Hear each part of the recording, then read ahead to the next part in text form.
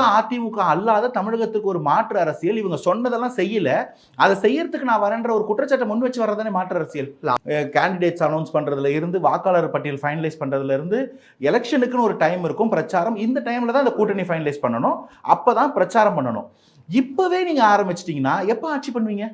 எப்ப முதல்வர் ஆட்சி பண்ணுவாரு? முதல்வர் மேலே நான் இதை கிரிட்டிசிசமா வைக்கிறேன்.